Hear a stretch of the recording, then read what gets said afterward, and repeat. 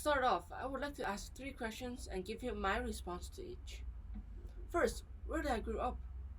If I were to ask an average 15-year-old, they might answer with the name of the place they grew up with, such as Hong Kong or the US. But my answer to this question is that I grew up in a 150 square meter house where I refer to as the 10th floor, simply because it's on the 10th floor of the building. Second question, which school did I attend? I went to a local elementary school with 7 floors and 2 basketball courts. Third and the last question, where do I identify as the place I belong to? A country, a city, or a town? I from few years ago will tell you that I do not belong to anywhere. Although I have had a very happy childhood with all the material and mental needs provided by my developing family, there was always something that I lacked. If I were to trace the places I went as a kid, I would probably get a single line, from my home to my school, and vice versa. I was extremely introverted. Socializing with my peers and other people was simply not something I did. My life was all about the 10th floor and my family.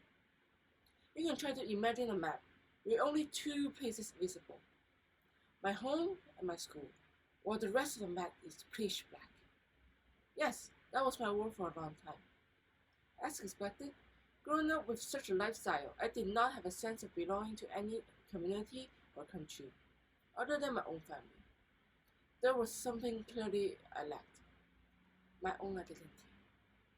This continues as I went and studied abroad in San Jose, California a few years ago. One problem that I encountered is that as the US is an English-speaking country, for 4 whole years I could only speak Cantonese, my mother tongue, to my family who occasionally visited me and my brother who was also studying abroad with me.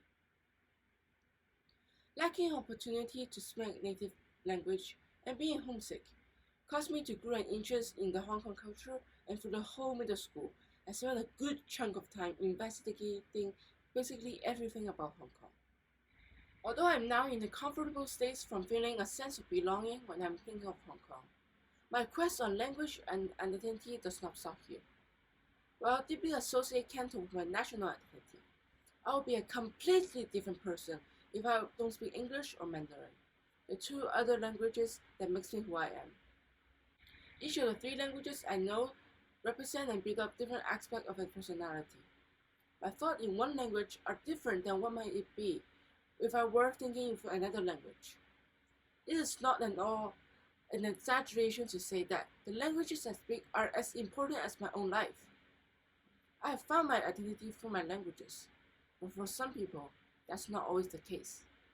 Last year, in my class AP seminar, I stumbled upon an article written by a Chicano writer, Gloria Ondadua, called How to Tame a Wild Tongue. From Gloria's work, I learned about the Chicanos, the people who had both a Latino and an English background in America, and were discriminated against for years because of their Pidgin language, a mix of Spanish and English with many differences in the grammar and pronunciation.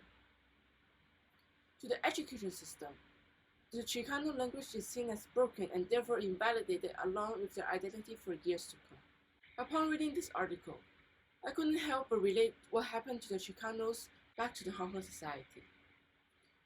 During my years of learning about Hong Kong back in the US, I read many reports on how Canton parents preferred their children to learn English or Mandarin as a dominant language rather than Canton, believing that those languages could bring their child a better education.